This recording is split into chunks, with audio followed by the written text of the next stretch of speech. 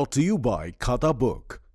इसका टेक्नोलॉजी का लफ्ज तो कम नहीं हो सकता है, लेकिन क्यूआर का हिसाब सिंपल हो सकता है। क्या? कैसे? खाता बुक क्यूआर से मैन, ये सब ऐप से पेमेंट एक्सेप्ट करता है और फुल हिसाब को एक जगह दिखाता है। अरे हिसाब सिंपल हो गया। खाता बुक, बिजनेस हुआ इजी मैन।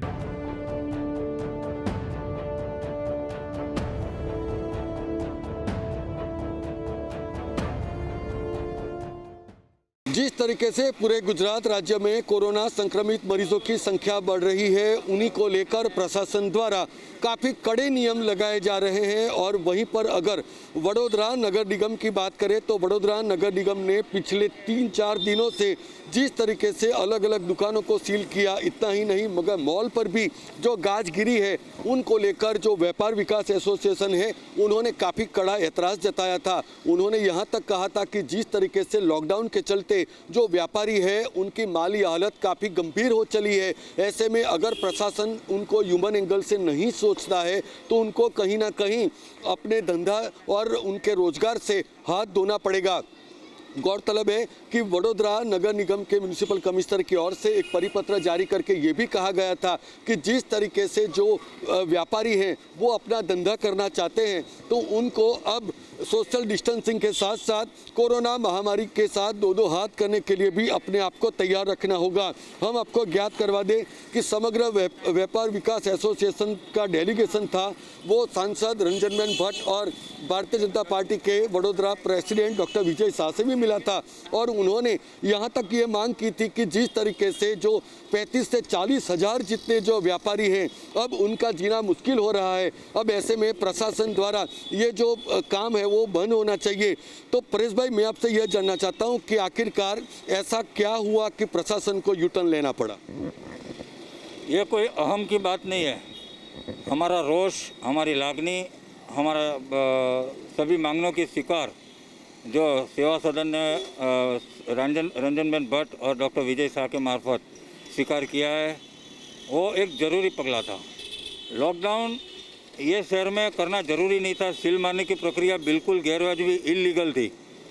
जिस तरह से सील मारने की प्रक्रिया 3 दिन से चालू हुई उसमें हमारे सभी व्यापारी बिल्कुल भयभीत हो गए। आप समझो, मीडिया के मार्फत से पूरे इंडिया का आप कवरेज कर रहे हो।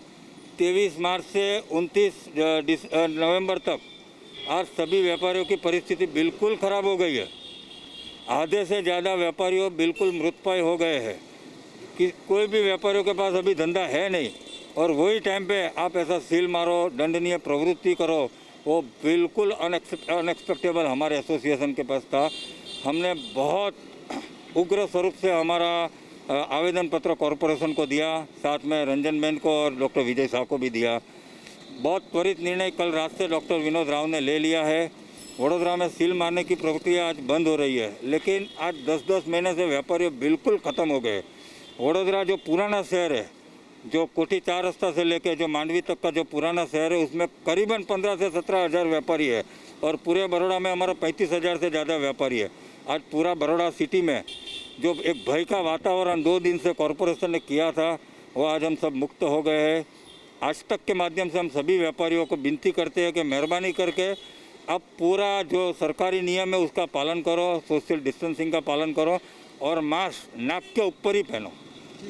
तो गौरतलब है कि जिस तरीके से व्यापार विकास एसोसिएशन के जो डेलीगेशन ने जो रजूआत की थी, मगर सबसे अहम बात यह है कि जिस तरीके से वडोदरा के अंदर जो नगर निगम के चुनाव होने हैं, ऐसे में भारतीय जनता पार्टी भी ये व्यापारियों का साथ नहीं खोना चाहता था और आखिरकार उन्होंने मुख्यमंत्री तक ये बात ले जाने की बात कही। जी, मैं आपसे ये जानना चाहता हूँ कि आखिरकार कितनी तैयारी रखी थी एसोसिएशन ने ऊपर तक बात पहुँचाने के लिए? क्योंकि वो गुजरात में पहली दफ़े बड़ौदा का टारगेट किया और व्यापारी को टारगेट किया। और आज तक तो हमको आज तक माध्यम से इतना पब्लिक को इतना सपोर्ट मिलता है। मैं आपको माध्यम से कहना चाहता हूँ कि बड़ौदा शहर में बड़ौदा को क्यों टारगेट किया, व्यापारी को क्यों टारगेट किया? जब भी 7 महीने से व्यापारी लोग बेचारे मृत्यु हो गए हैं। व्यापारी, आपको मालूम नहीं, व्यापारी ने अपघात करने को भी चालू कर दिया था। मेरे औरत लोगों ने पापड़ बनने का चालू कर दिया था। कई व्यापारियों ने साग सब्जी का धंधा किया है। और इसी माहौल में वडोदरा का टारगेट करके उन लोगों ने फाइन करना चाहिए। हमको वादा नहीं है फाइन करने का, मगर सील मारने का चालू किया।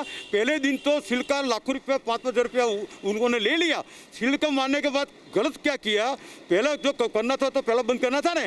केंद्र सरकार गाइडलाइन है, गाइडलाइन के विदाउट को लोग को लॉकडाउन नहीं कर सकते। लोगों ने मिली लॉकडाउन कर दिया। पहला पैसा उगड़ा लिया, बाद में नहीं लॉकडाउन कर दिया। वो बहुत गलत किया, हम लोग को बहुत विरोध किया। व्यापारी को मार दिया। व्यापारी का 500 रुपये धंधा नहीं होता था, व्यापारी बेचारे मर गए। और आपको दूसरा मैं बताता हूँ, उन लोगों ने 20-20 टीम का आके रुआब से लोगों निकल पड़े, जैसे कैसा गुनाह किया। ऐसा लोकशाही में नहीं चल सकता है। उन्होंने पूरा विरोध किया, उन लोगों को मालूम भी हुआ और हमको उन लोगों ने बहुत सपोर्ट किया। और हम आपके माध्यम से कह रहे हैं कि पूरा कोरोना में वडोदरा की प्रजा नहीं, वडोदरा भारत देश की प्रजा को हम साथ में हैं। हम कोरोना नबूद इच्छते हैं, हम मरने को नहीं चाहते हैं। कोरोना नबूद हम इच्छते हैं। हम लोग का भी ध्यान रखेंगे। व्यापारी को हम विनती करते हैं, हमने वो व्यापारी को बोला हुआ है, दर एक व्यापारी 10-10 मास्क रखे, सैनिटाइज रखे। व्यापारी पूरा ध्यान रखेंगे। और हम कोरोना के टाइम पर आपके माध्यम से हम वडोदरा शहर को, गुजरात को पूरा सपोर्ट देंगे। तो ये थे समग्र व्यापार विकास एसोसिएशन के ओहदेदार, जिन्होंने काफ़ी डंके की चोट पर यह कहा कि अगर उनकी मांगें नहीं मानी जाएगी तो आने वाले नगर निगम के चुनावों में भारतीय जनता पार्टी को सबक सिखाया जाएगा। तो आनन फानन में अब भारतीय जनता पार्टी ने भी कोरोना महामारी पर राजनीति को हावी कर दिया। कैमरामैन सिद्धार्थ खैरे के साथ वशिष्ठ शुक्ला, वडोदरा, गुजरात तक।